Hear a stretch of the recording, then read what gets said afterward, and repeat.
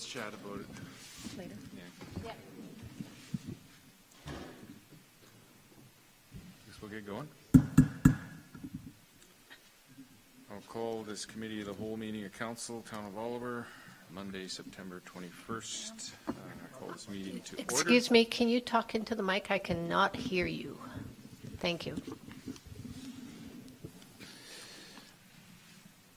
I'll call this committee the whole meeting of council, Town of Oliver, Monday, September 21st. Call this meeting to order. Are there any late items to add to the agenda? No, there are no late items to add to the agenda. Thank you, CEO. I'll ask for a motion to adopt the agenda as circulated. So moved. Moved and second. Call the question. Those in favor? Opposed? Motion is carried. Adoption of prior minutes. Adoption of September 8th, 2020 Committee of the Whole meeting minutes. Can I get a mover to adopt those minutes? Moved. Seconded and moved. Call the question. Those in favor? Opposed? Motion is carried. And business arising out of prior minutes, Councillor Grice, September 8th, 2020, notice of motion, and I'll refer this over to the CAO. Thank you, Your Worship. I will, this is up for debate now, and Councillor Grice may want to introduce this to Council and provide some background with regards to the motion. Councillor Grice. Thank you, Your Worship. So we did have a chance to discuss this a little bit at the last committee of the whole when you received the notice of motion. So there's not too much to add to it. I imagine that we'll want to adjust the "be it resolved" clause somewhat, just maybe change the wording to engage staff to look into, what grants are available or that sort of thing. So I'm certainly open to that kind of amendment to the motion. So maybe prior to making the motion, I just ask the rest of council if anyone has feedback on how they would like that motion to look. Councillor Schwarzenberger. Thank you, Your Worship. As I said at the last meeting, I'm definitely in favor of supportive housing. I think on our priority list, we have a cold weather shelter, and I think that is taking up a lot of staff's time. We also have affordable housing project that's being worked on by staff. So I would vote in favor of this if it was changed to, engage with the province of British Columbia to initiate information about building a supportive housing in Oliver, and also I would like to get some staff information about what kind of supports are available within our community, because as I understand, supportive housing, also the supports that are there require supports for mental health issues, addiction issues, other outreach issues. So I think we need a report from staff about which of these outreaches and supports are available within our community before we go forward with this. Thank you. Thank you, Councillor Schwarzenberger. Councillor Mattis. Thank you, Your Worship. I'll weigh in on this a little as well. I also think the part, I think it's the first paragraph here, that it should say then, it should be changed. The council supports affordable housing and is willing to consider making a land contribution, because I don't want to just say that we're willing without knowing what projects may or may not be on the table. I would want to know what's there before, but I would certainly consider it.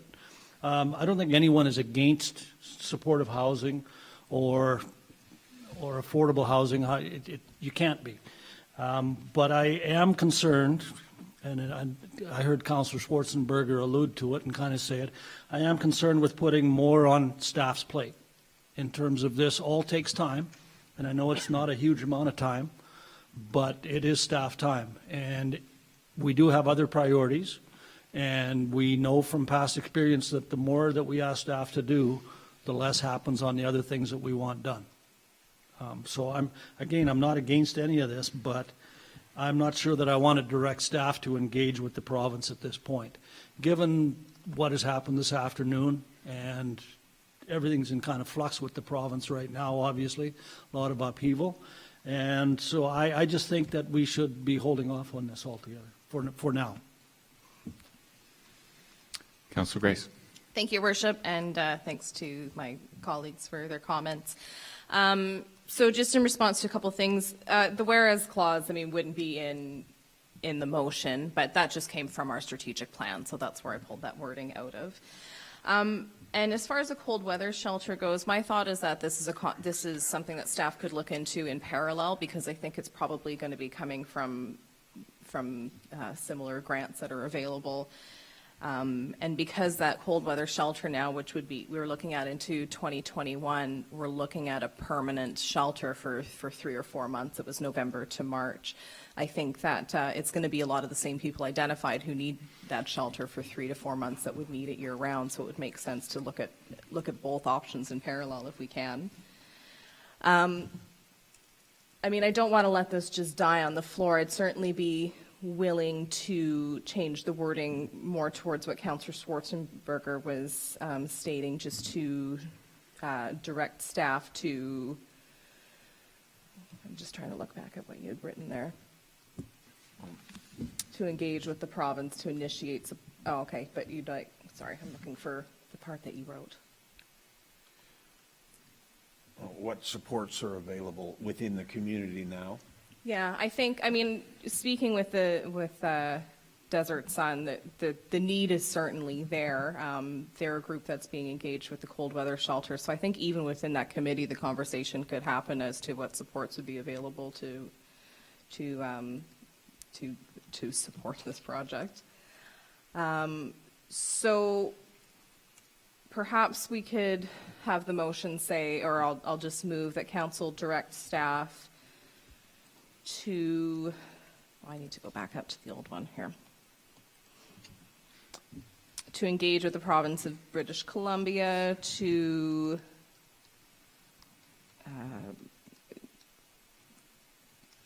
find out what kind of grants are available for supportive housing, and to engage with the cold weather shelter committee as to if a year-round shelter would make more sense based on the supports that are available in the community. Is that something that can be wordsmithed into something that's coherent? I think you may have it as it is up on the board right there. And I'm not even sure that they have to engage. It's more a case of investigate Sure. as opposed to engage. Yeah, that works for me.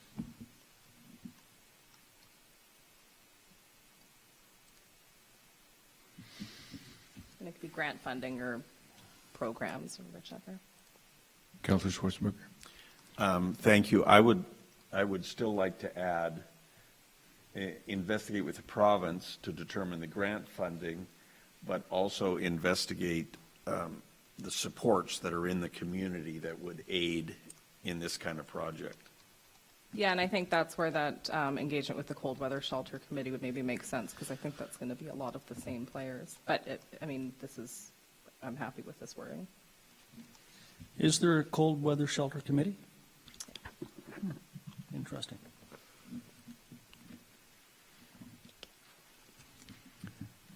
CAO. Through the chair, with respect to that, I've reached out to some societies within the community and also churches to get some input in with regards to that. So it's a working group over as opposed to a committee per se. Apologies. Councillor Veintimilla has raised her hand as well. Councillor Veintimilla. Thank you. Yeah, I just wanted to add my comments while that new motion was being wordsmithed. As we talked about last time around, I basically had similar sentiments that were expressed by Councillor Schwarzenberger. I don't think that I have enough information at this point in time to know if we have the resources in our communities to support a supportive housing project. but I would be very interested to find that out. So I like the direction that I've heard that the motion seems to be moving towards, and I feel like I could definitely support what's been being worked on right there. Thank you. My comments are just around the land contribution. I see it's in our strategic plan, which we're going to be reviewing next, and it is in there as a fall 2020 for that to be completed. Are we close to having that info, or maybe do we have that information available, that whether or not we have a piece of land that the town owns currently that we would be willing to have a look at? Through the chair,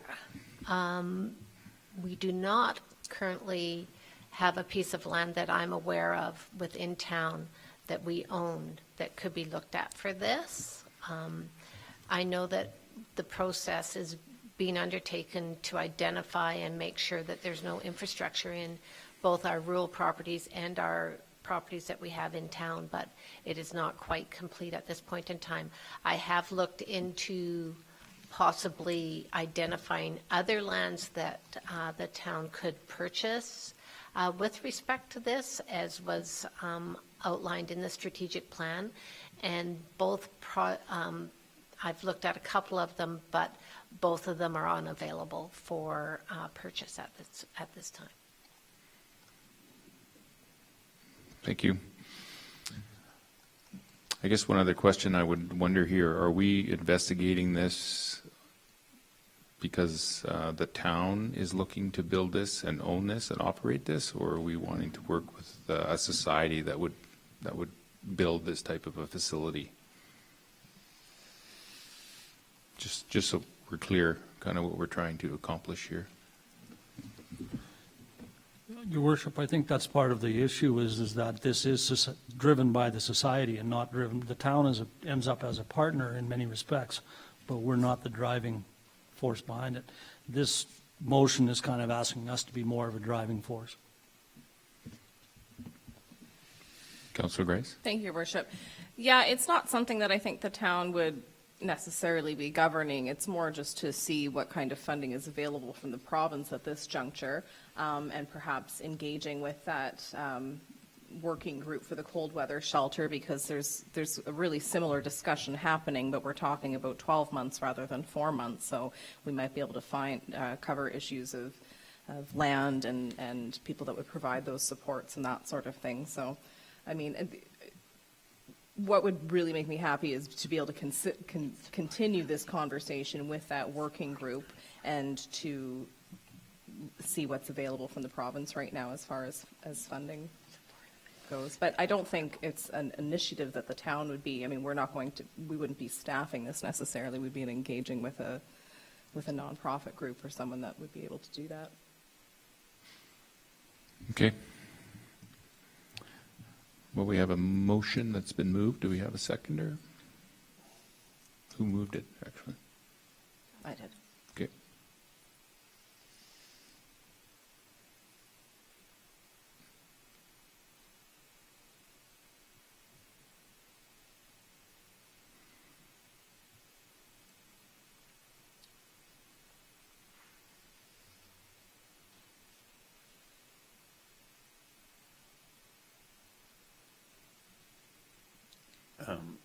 Councillor Schwarzenberger? Thank you. I'm a little leery of putting supportive housing together with cold weather shelter because I don't think they necessarily do the same thing. A cold weather shelter is more of an overnight thing where people would, maybe if it was really cold, they would stay for a couple of days, but it's more of an overnight thing and then they would leave, where supportive housing is you take up residence in a building. So I think it's apples and oranges. I don't really think they're the same thing. And because you know, the cold weather shelters on our priority list already, again, I think we should be going there first. I don't mind this, but I think it should definitely take a backseat to the cold weather shelter.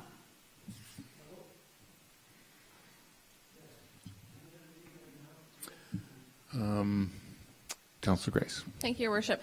I wonder if the CAO could maybe just speak briefly to the new cold weather shelter program, because initially it was meant to be something like opening up the rec center, on nights that are a certain temperature, but now it's more of a permanent shelter for whatever it was, 3 or 4 months. Through the chair, with respect to the program, they're not doing the program anymore where if it gets to a certain temperature, then this item or this housing or shelter would be opened up.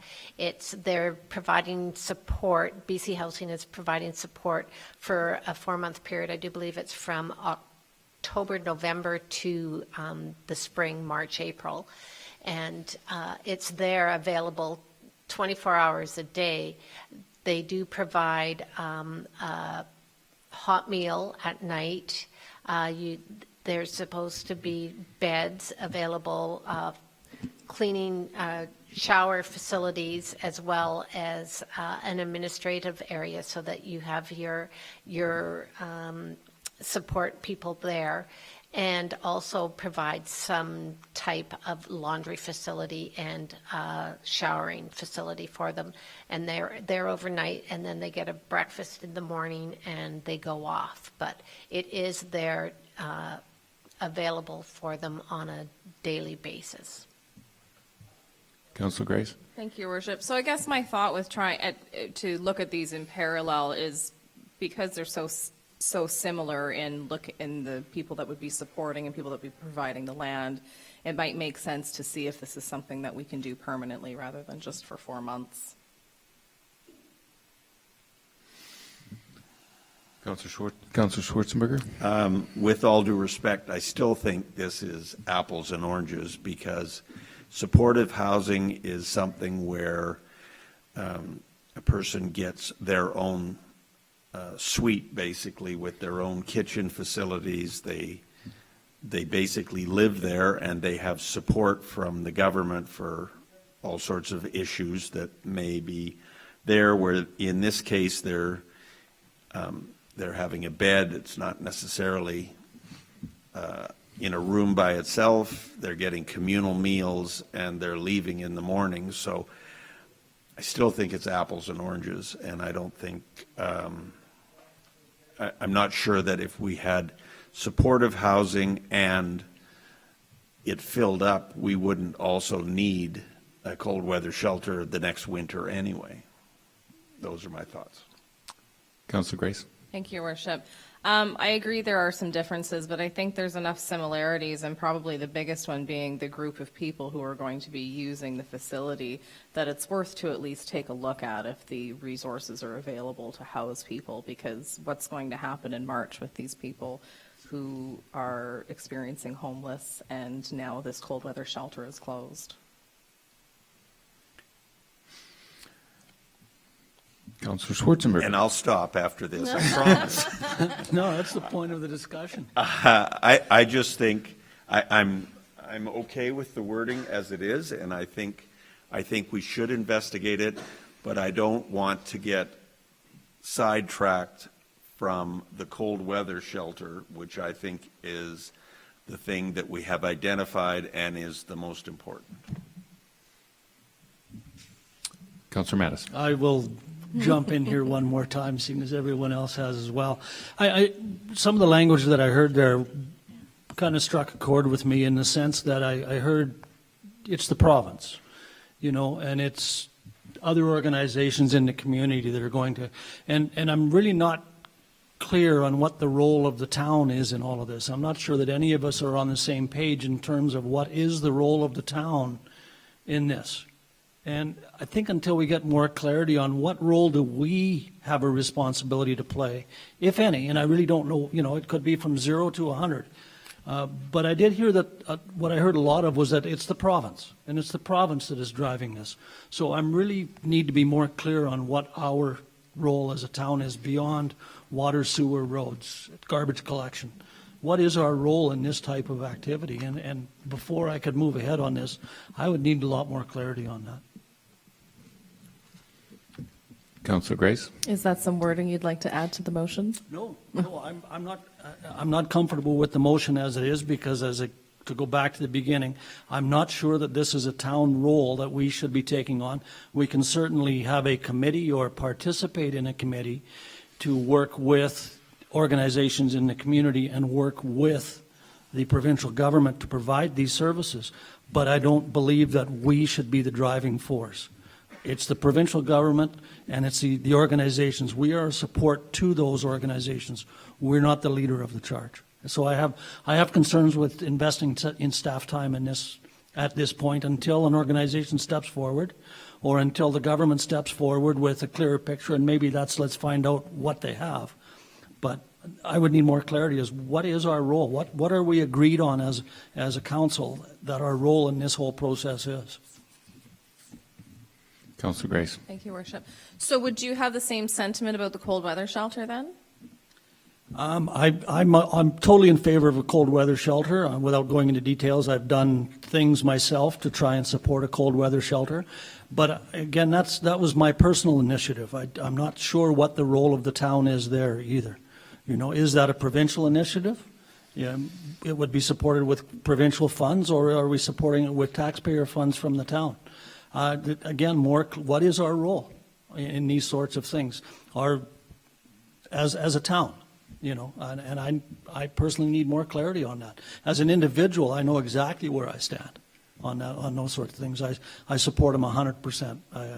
I've approached organizations in the background and asked them to do that and told them I'm financially willing and able to support it, and did not get the support from the organization. So until an organization steps forward and says, yes, we are willing to do this, and as an individual, I would certainly support that. But as a town, I don't know what our role is. I can't speak for everyone at that point, you know. I can only speak for myself. CAO?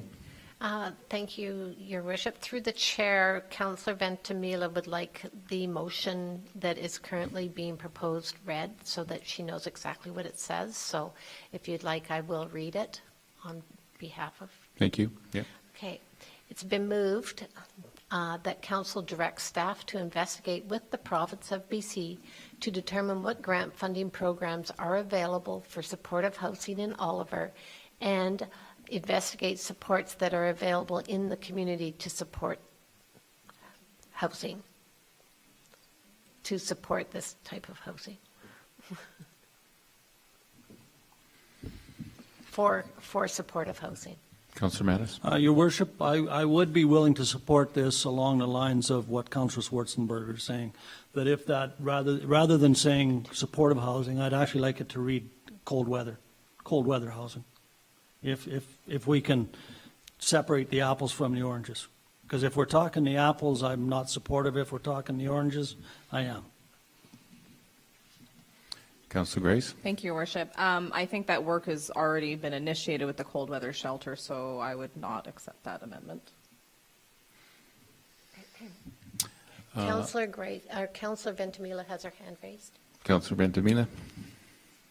Thank you. Sorry, this is awkward, but to keep raising my hand this way. But if I understood the motion that's on the floor correctly, what we would be asking for with this motion is to have staff investigate what supports are available and what supports already exist in our community what resources, I should say, already exist in our community that would be available to support the supportive or support the needs that I assume would come along with a supportive housing project. And if that's the case, then I support the motion as written. I completely agree that a cold weather shelter and supportive housing units are two totally separate and day and night things. But I don't think that we can make a decision on whether supportive housing is something that we have any ability to participate in or is a fit for our community if we don't do the work to know what's available, what we already have, and what we're perhaps missing. So I think that we decided some time ago as a council that if there was a supportive, or sorry, not supportive, but if there was affordable housing and different sorts of housing that we may be lacking in our community. If those were to come to the table, that we would possibly consider making a land contribution if we had that. I think this is kind of following along the same lines, and maybe that's our role, facilitating in that way. But I don't think that I personally can't make the decision about whether this would be a fit or not without having all the information. And so I would support the motion as written if what I described is, if I heard what I think I heard, and I think we're good. So does that mean she's seconding? I'm not sure. I do have a couple comments. The first one, I'm just, with the election that was just called today, and basically the government is shut down, this is going to take some time. We have to go through the election. A new party or a party has to be elected. Lots of things are going to happen between now and then. I know from our Gallagher Lake funding, the Treasury shut down. So nothing's going on right now. So I don't know that we're going to get any more information on this. Personally, myself, there's so much here that I can't quite wrap my head around. I'm just wondering if it would be possible for a delegation to come in here. You know, Desert Sun is very knowledgeable in this and be able to give some additional information and maybe answer some questions where I would feel a better understanding of what we're trying to achieve, what is achievable, before I could support this motion the way it is. I do support it, but I feel like I'm supporting something I can't really explain why I'm supporting, which leaves me on the fence, which is a place I don't like being. Those would be my comments.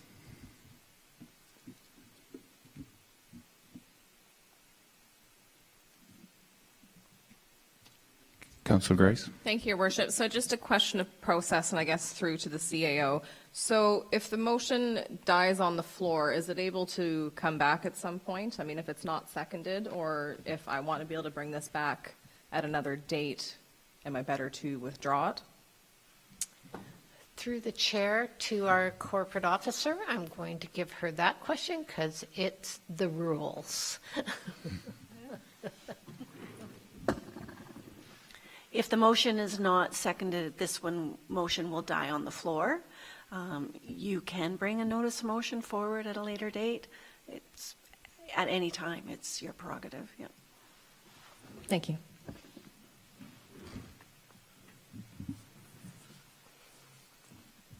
Your Worship, you want to check with Councillor Veintimilla what her... Yes, Councillor Veintimilla, did you second the motion? You can't see it, correct? Yes, thank you. No, I cannot see it. So I just listened to what was read and believe it and understood it. I do support the motion as written. I agree with a lot of what's been said. I mean, things are frozen right now, and we wouldn't be able to move forward with this regardless for a minimum of 6 weeks. And so Councillor Grice just asked the question about the motion, if it's not seconded, dying on the floor. I guess I'll also ask a follow-up question of process then. Is it better for that to happen than for the motion to be seconded and defeated? CEO? Through the chair, it would be better for it to die on the table now rather than be defeated, because you can't bring back the same motion a second time for council's consideration once it's been defeated. For 6 months. Yes.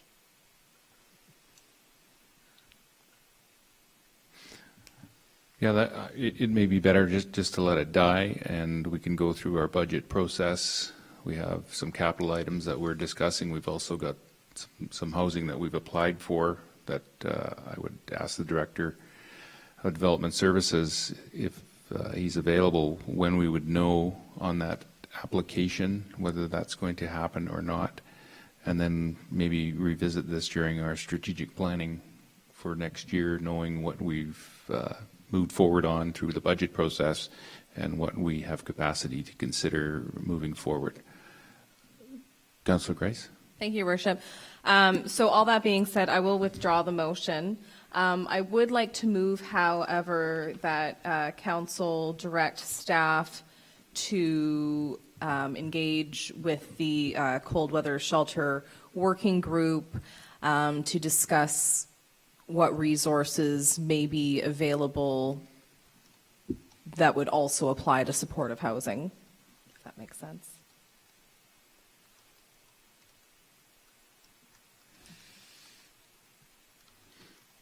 Councillor Schwarzenberger? And here I promised I was done, but I don't have a problem with that. But I agree with, I think it was Mayor Johansson who said getting Desert Sun in here to give us some of their opinion and what supports they offer and what supports they know are in the community. So I would like to see that as part of your motion more than the working group, because the working group's focused on one thing, which we want, which is a cold weather shelter. So maybe we could start with Desert Sun and then go from there after we get some information from them about what supports are available. Thank you. Councillor Grice? Thank you, Worship. So if we changed cold weather shelter working group to Desert Sun Counseling Center, would that work for you? Works for me. I'll second it.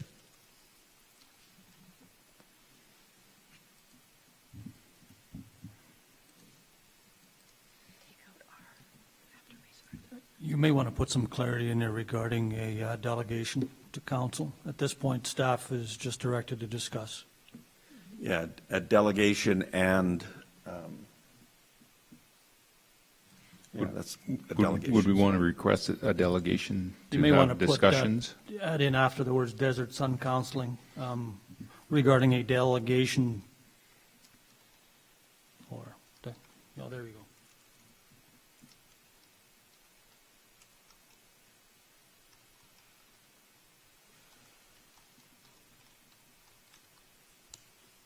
Maybe resources and need in the community. Happy with that friendly amendment? And I'll second that amendment.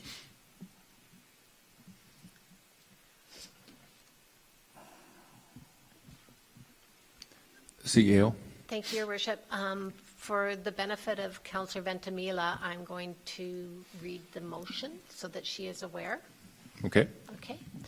So it's been moved and seconded that council direct staff to discuss with the Desert Sun Counseling regarding resources that are available in the community for supportive housing, and that council invite Desert Sun to appear as a delegation regarding supportive housing resources and need in the community.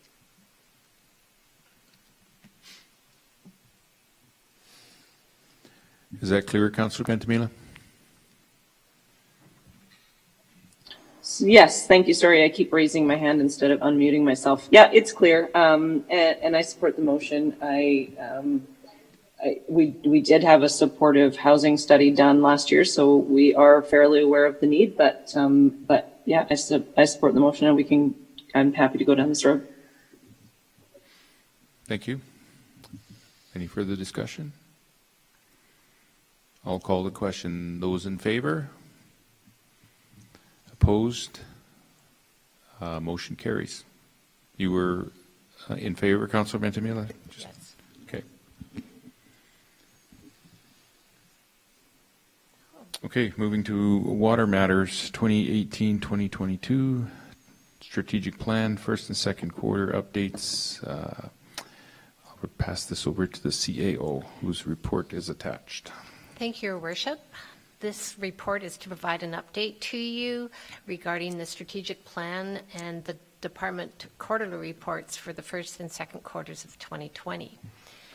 As you're aware, you've participated in a planning session in January to review the 2018-2022 plan, and then you've also reviewed it again due to COVID 2 additional times, one in July and one in August. We have updated the plan from the direction received during the last 2 sessions, and we are focusing in on where Council had requested us to, and it's attached for your information. Also attached are the updates from each of the departments as to what they've been doing operationally. And on here also is listed what has been undertaken by the CAO. A lot of time has been spent with regards to the COVID-19 pandemic operational plan and daily, weekly meetings over the first 2 quarters of 2020. So although it did take up quite a bit of our time, we did work through and get other items still dealt with, although we are a little bit behind in some of our projects that we had anticipated being done a little bit earlier. But we are still heading in a direction of having things completed. And I'll take any questions if any councillors or yourself, Mayor, have questions regarding the plan. Any questions, Council? Councillor Schwarzenberger? I have no questions, but I'll move receipt. Second. Second. Yeah, I have no questions. Everything's pretty clear in there. Anything I was looking at was answered. If there's no further, Councillor Veintimilla, did you have any questions? I did, yes. Thank you, Your Worship. Just for clarification, really nothing too serious. Just regarding the regional aquatic facility priorities, the re-engagement of partners, that's on the docket for fall 2020. And I just, I mean, it's green, so it looks good. I just wanted to double check that that's still the plan. Yes, it is. I'm Okay. just trying to determine the exact way to do it with regards to COVID and getting Right. everybody together. Yeah, okay, thank you. And then I just have one more question, actually, that comes out of the Oliver Airport report, and this is just out of curiosity, really. Number 6, communication between the town and Oliver Hangar Association regarding crack sealing and an issue with the taxiway due to power crossing that occurred without authorization. Just wondering what that's about. I will pass this over to the corporate officer, if that's okay with the chair. Yes. Yes, thank you. Through the chair, I believe what that means is that the Oliver Hangar Association did run a power crossing across the runway, and the repairs, taxiway did not, doesn't meet the standard, and it's their requirement to make those unnecessary repairs. I understand there's just a little bit of a dip in it, so when the planes are traveling, they hit a little bit of a dip. Thank you. Any further discussion, questions, Council? Hearing none, I will call the question. Those in favor? Opposed? The motion has carried. Item 2, under water matters, is the irrigation shutoff date change. October 6th, I think, is the date we agreed on. And if we could have the Director of Operations come up and give us an update whether the 6th is still a date that we should stick with. Oh, hang on.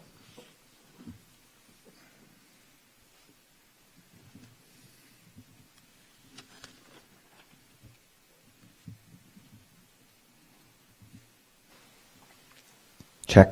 Okay. Thank you, Your Worship. Yeah, when we discussed the shutdown dates with Council originally, we did put a variation or a second option of dates, which would have been the shutdown could be extended to October 13th, and the diversion dates, cease operation on the canal, would be October 29th. We haven't heard any feedback in regards to changing those dates, and staff feel pretty comfortable with the current dates that were decided upon. And CEO. Thank you, Your Worship. Through the chair, when I looked at the weather forecast for the next 2 weeks, there's an awful lot of rain going to be happening, so I don't know if we need to change the date. no, staff feel pretty comfortable with it And Water Councillor Sadhu and Michelle haven't contacted me on changing those dates either, so.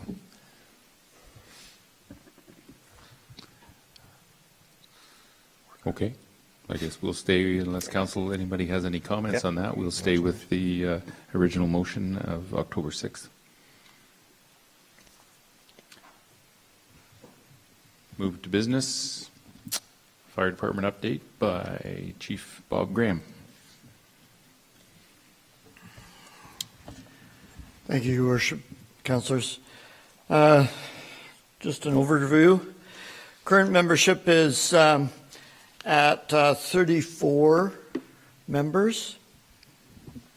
35% of that has 10 years or more experience. An additional 15 have 5 to 10 years, so a total of 50% have more than 5 years experience. 76% are certified as interior firefighters mandated by the BC Playbook standards, which is equivalent to an NFPA 1001 Firefighter 2. Let me see. 10 certified instructors. 4 new recruits this spring. We have the new water tender that is currently under construction and should be available for service this fall. We acquired the new command vehicle, which is working out very well. And as you know, solar panels were installed on the roof of the fire hall. We assisted with the Christie Mountain Fire. We supplied an engine and water tender with a crew of 8 from Tuesday afternoon until Friday night. And we expect some reimbursement from the Department of Forestry. The number of fire calls or emergency calls this year is up from previous years, and currently we are at 146 calls. The response to calls, average response time is 7 minutes, with the average number of attending at 16. The building code and fire underwriters' goal is to be under 10 minutes. So we're in good shape as far as that goes. Under most conditions, an officer will go direct to assess the situation, direct arriving crews, and cancel trucks that are not required if we have a direct alarm that is just a false alarm. Our COVID protocols are in place, including extra sanitizing, washing gear, cleaning. Showers are available if members are in contact with a serious patient. We've had one instance where that happened. We were required to assist BC Ambulance in transporting a patient who showed some signs, symptoms of the COVID. So everyone was sanitized, and those members that were in close contact were showered at the fire hall and changed their clothes there. That's pretty much it for the fire department. For me personally, I've completed certification as a fire investigator, registered for the course to take the fire inspector's course. And because of our hosting of the spring seminars, I've been asked to be, or I have been appointed as the area director for the Volunteer Firefighters Association. CEO. Through the chair, I would ask that the fire chief provide some of overview of some of the unique training opportunities that have been undertaken over the last little while with regards to submerged vehicles and testing of equipment in. Okay, so down at the training ground, if anybody hasn't been there lately, we have some great training equipment and buildings. We also dug a large pit and lined it with plastic that was acquired.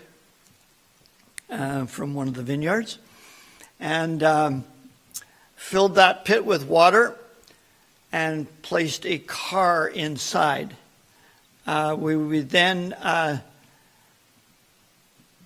figured out how to rescue a trapped individual. So if a car went into the lake, into the river, into one of the oxbows or any water hazard, we've trained everyone on how to stabilize that vehicle, how to operate under those kind of conditions. We used our rescue tools underwater to cut the doors off and rescue a person, wasn't a real person, rescue a dummy out of that vehicle as it was underwater. So it was kind of a unique thing. We also, there has been a great controversy in the fire service. What if you fall in the water with your turnout gear? Turnout gear weighs about 60 pounds. If you fell in the water, would you sink like a rock or would you float?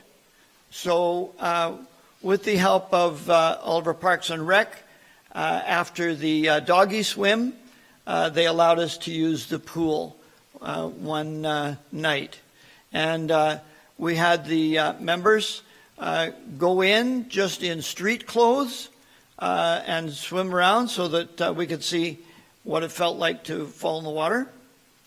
And then we had a number of members go in their full turnout gear to see what happens when you fall in the water.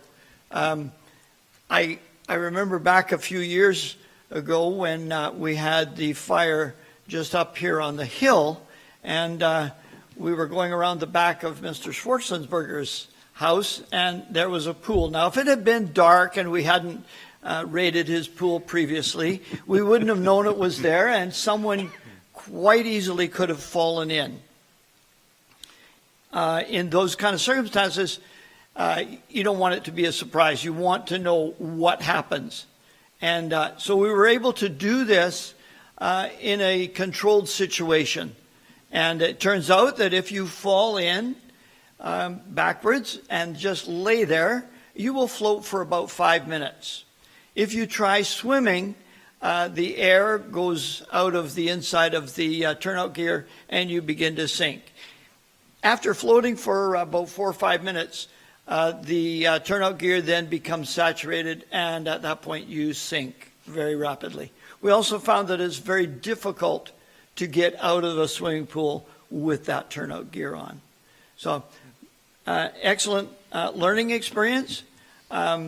It's better to know what happens before an emergency so that when the emergency does happen, you've already experienced it. It takes away a little bit of the fear.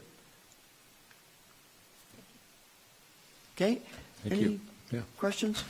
I would again like to invite you all to come. Perhaps we can put on a special event for you at some convenient time to come down to the training ground and see some of the things that we do down there. You're welcome anytime, but we'll make a special invitation.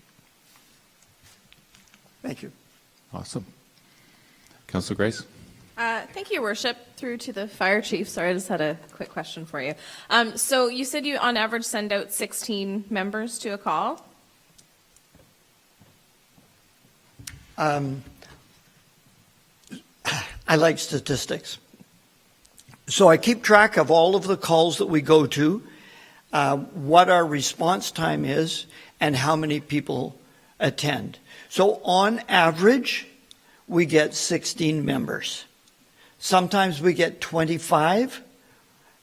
Sometimes, depending on the kind of call it is, we get 6 or 7. Okay, so it depends on the severity. So how does that, I guess, break down by trucks then if you've got 16 members? I'm just curious what's going out on average. Depending on the kind of call it is. So if we go,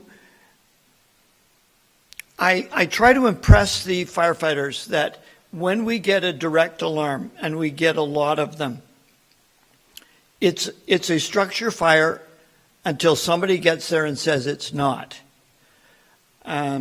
So when we get a call for a structure fire, the first truck would be an engine, and it would carry 5 people. The second truck would also be an engine and would carry 4 or 5. And the next would be our rescue truck, which carries 5 people. I usually attend direct, and a duty officer attends direct in a truck as well. For a motor vehicle accident, we would have the rescue truck attend first, and it will take 5 people, and then the engines would follow along. Just on that, we're getting more and more calls where we are the first arriving people. We're getting there before the ambulance is arriving, especially for motor vehicle accidents. And as a consequence, we're doing more first aid. So in response to that, I've arranged for our members to take the first responders course. I've been reluctant to do that in the past because in the past, the first responders were being called for everything from heart attacks to granny twisting her knee. And to take our folks away from work to attend a call that is not a life-threatening call is that's tough on our employers. So the province has changed their protocol with emergency medicine. So now first responders will only be called to what is called red and purple.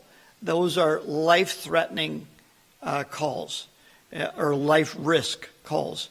So we're going ahead with advanced first aid training so that when we get a car crash or someone falling off of a cliff, our members are well qualified to do first aid on that.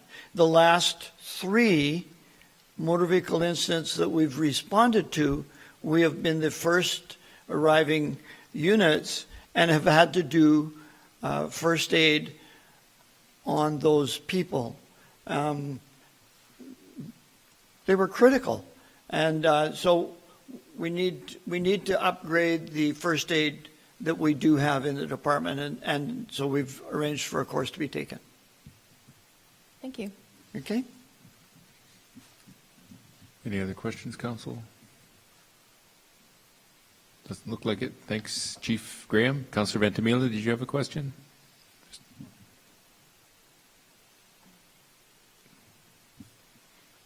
You don't think so? No. Okay. Thank you again, Chief Graham. You guys are doing a great job keeping our community safe and responding. I definitely feel, I hear the trucks go by every now and then, and sometimes in the middle of the night, and I think it's a good thing that people are dedicated and put the effort in and save lives and make people feel safe. So thank you. Thank you very much to you and your firefighters. Item 2, Packinghouse Lane options upgrade. I'll pass this over to the Director of Operations, whose report is attached. Thank you, Your Worship and Council. Diana, you didn't hear me. They're both attached, I guess, right? And I can just control those? No, I'll have to move them. Oh, okay. Like the original option? Like the 4? That's the original option. Yeah. Well, still can't see it very well, but.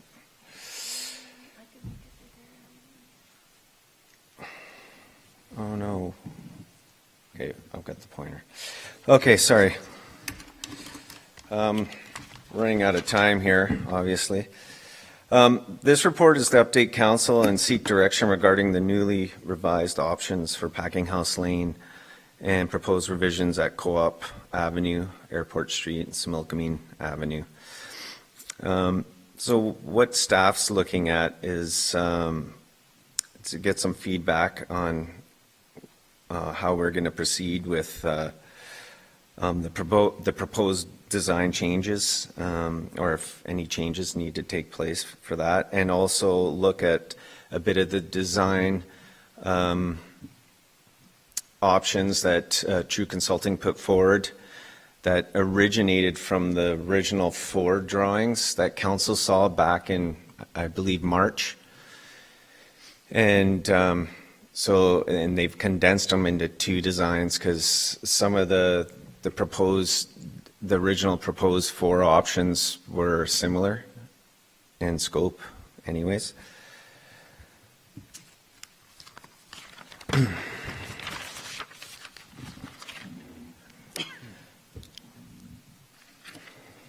So council directed staff to proceed with a web-based consultation on Packinghouse Lane road project to receive feedback from the public.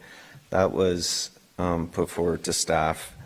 And so True Consulting hasn't, as you could see, if you've read the report attached to this report, True's report, it was, they talk about, it's in draft form right now. And so what I'm doing is just making sure that we're headed down the right direction, everybody's comfortable with those options, and then we can just proceed and put some information up on the website.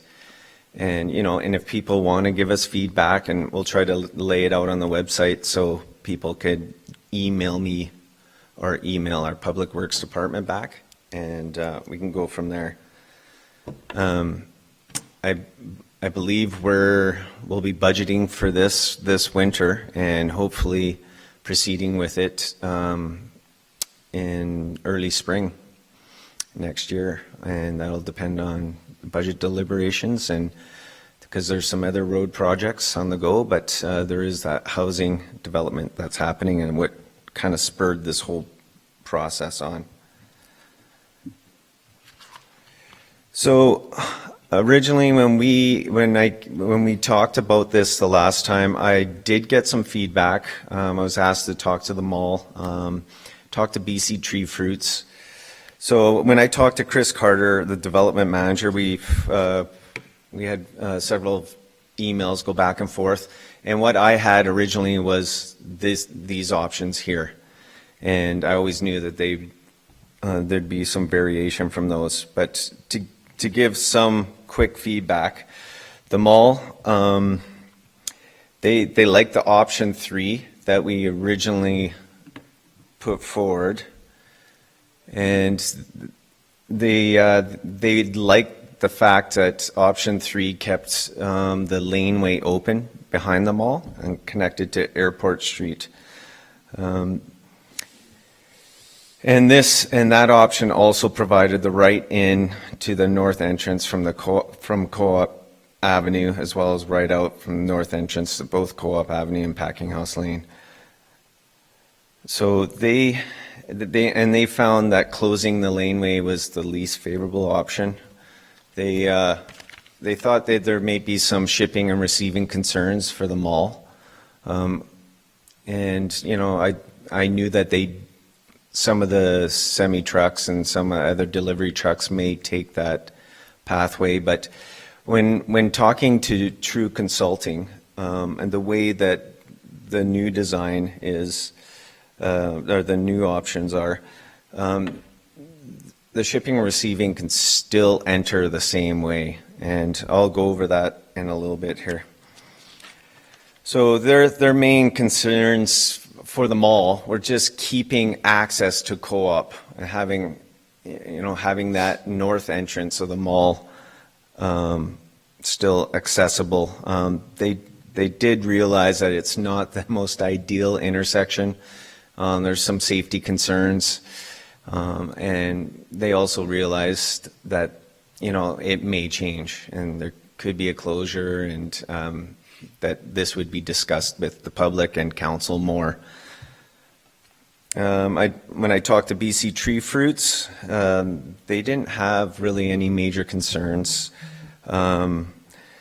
They liked the original option 1, keeping the lane open, the mall entrance not accessible from Co-op, or option 2, keeping the lane open but the mall entrance to be accessible from Co-op. Really, though, that intersection doesn't really affect BC Tree Fruits in their operations, and they, when I talked to Baljeet Dhaliwal, he wasn't too concerned there. He was just given what he thought is, just some feedback. Their entrance off of Packinghouse Lane was, he didn't think that it would be affected by the design changes, even if the laneway was closed. So he said most of the traffic or shipping and receiving that goes to that west entrance off of Packinghouse Lane to their property was, most of the traffic came from Similkameen anyways. So, Diane, could we put on the other? Can't see that one very well anyway. So there's the overall plan. What we're discussing today is about these changes here first, and then there's some modifications over by changing the entrance to entrance off of Similkameen onto Airport. The future development, the first 46 units is going to be on this portion of the property. And then the future, I'm not sure how many units they're going to propose in the future on the remaining section of the property. So our main concern in council, and as discussed previously, was this intersection. It's not ideal. The elevation changes, line of sight, it can be dangerous. I think a lot of the locals kind of get by and get through there okay, but it's not the safest option. Or it's not the safest intersection, sorry. So what True has proposed, could we go, yeah. So we'll start with this, this option from True. So they've basically come down with two options, and I know that there were some council members that were favorable of closing this laneway down and just having a pathway, pedestrian pathway back here. And so that's what they propose. They've proposed some lighting, some landscaping. The sidewalk or pathway would join up to the new sidewalks being developed around that new development. There's also a crosswalk. The mall entrance would still have access, if this laneway was closed, to Co-op Avenue. And people could still turn left or right. And so it wouldn't affect that entrance that much. The only thing being affected would be closing down this laneway. And this is where Chris Carter had pointed out that, and no frills located in Oliver Place Mall, some of the trucks come down this way and then back in. And you can kind of slightly see it in the ortho. Yeah, we can ask questions as we go. Yeah. Thank you. I just wanted to clarify that looking at this, if the trucks for no frills came around on Packinghouse Lane, the entrance is actually no different. Yes, and that's what when I talked to True Engineering, I talked to Steve today actually, and he said it's really, nothing's going to change. They would come around, because Similkameen's further over to the right.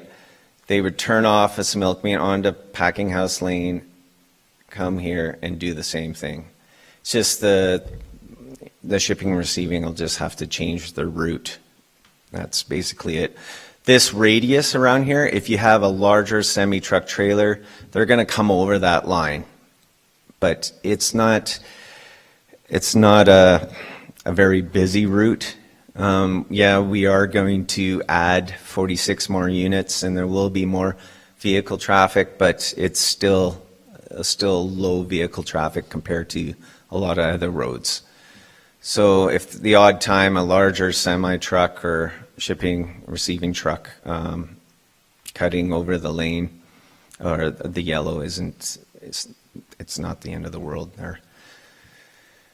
So could we go to the next?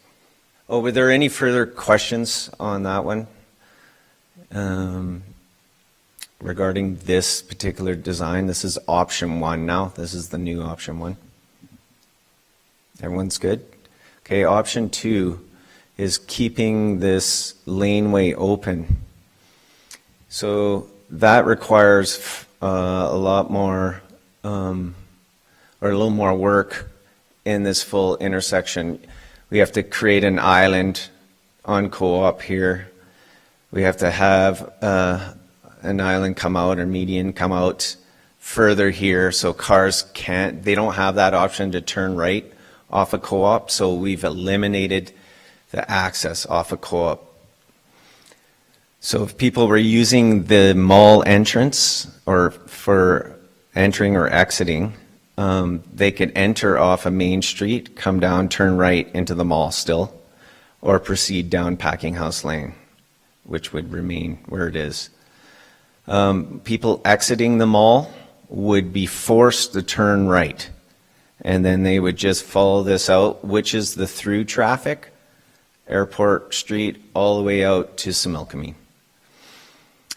Packinghouse Lane down here where BC Tree Fruits is, there would actually be a stop sign here if we were to keep this laneway open. So those are basically the differences to that. Were there any questions on this design? Councillor Grice? Thank you, Your Worship. Is the plan to bring both of these designs to the community for consultation, or are we to choose one and then bring that one design to the community? I think we were going to maybe put the two options out there, and if we see what we receive for feedback, and again, it's up to council how we want to proceed, but we thought we'd put the information, the drawings, finalize that true engineering report, and then maybe have to make any tweaks necessary, and put all that information on there, and then get some feedback for the next month or something, or a few weeks. Councillor Mattis? Thank you, Your Worship. So it's only the two options that we're looking at putting forward for feedback? Yeah, the other options, some of them were quite similar. It was just moving the sidewalk crossings, the islands. They thought when their engineer took a look at it, who has some experience in traffic analysis and everything, they just put forward the two options. They said there is a third option. The third option is just to leave it the way it is, because even if you tweak that intersection or try to make it a little bit better and do little things, they don't feel comfortable the way the safety of that intersection. They just didn't feel comfortable about that. Thank signing you. off on that. Okay. On that basis, I had asked, I had a few points ready, which I'll probably have to save for when it actually comes time for decision making. But if I'll make the points now only on the basis of that I think that this second option is a very poor option. On the basis of, I did an informal survey of a few people, and every single one of them said close the street. When you look at the flows of traffic, the only residential area that open street serves is the new housing development. All the other housing, whether it's on Sawmill or Airport or anywhere else in town, either exits to the left currently or down the hill, or they go out the other end of the mall. So sending them all around the back, I think, also puts undue stress on the intersection at Similkameen and Airport. We're gonna need an upgrade there before you know it, just because of the traffic that we're pushing around in front of the new housing development.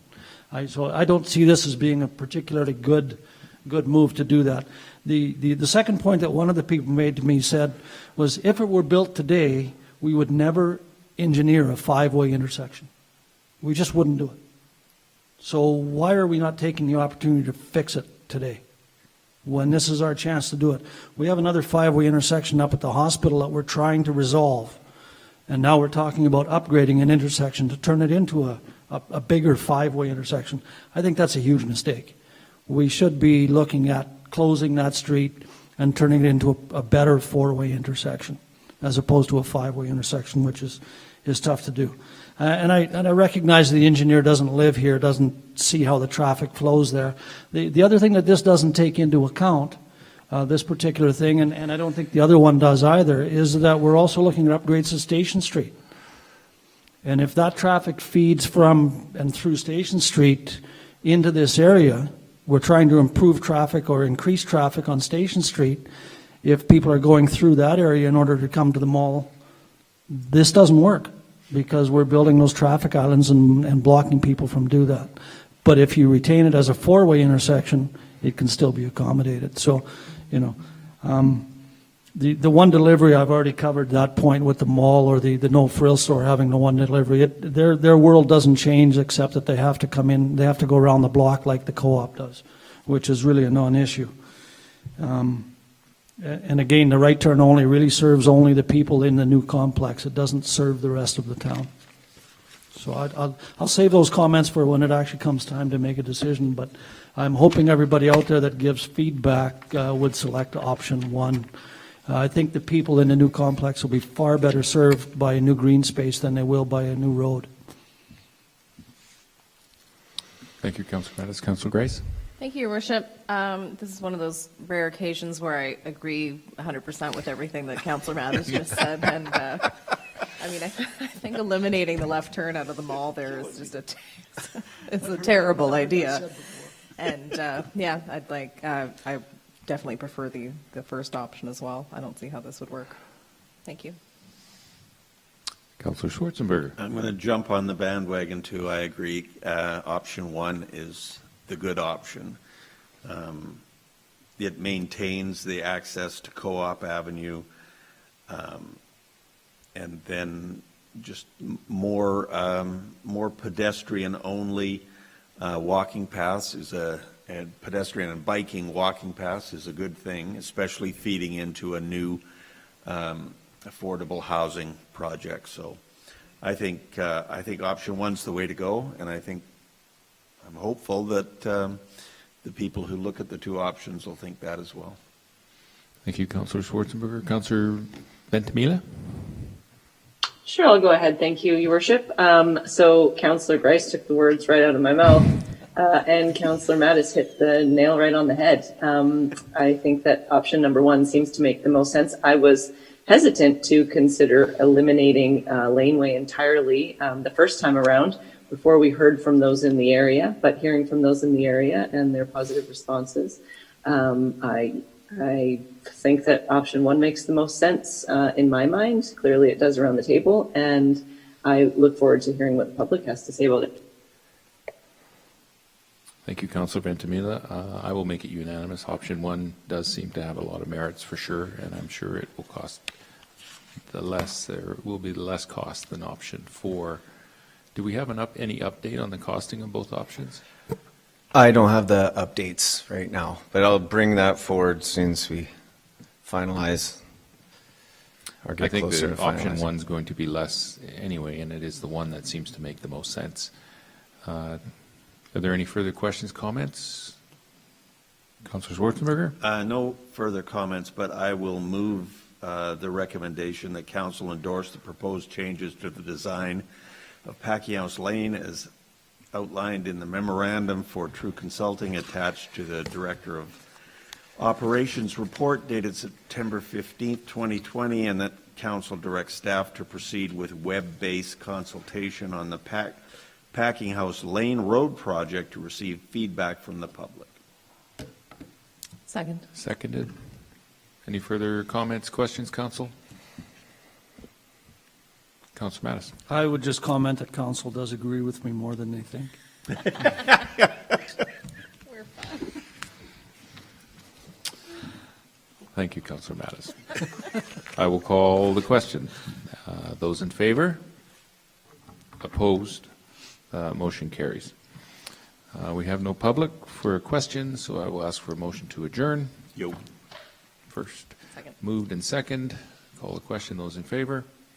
We are adjourned. Be back at 7.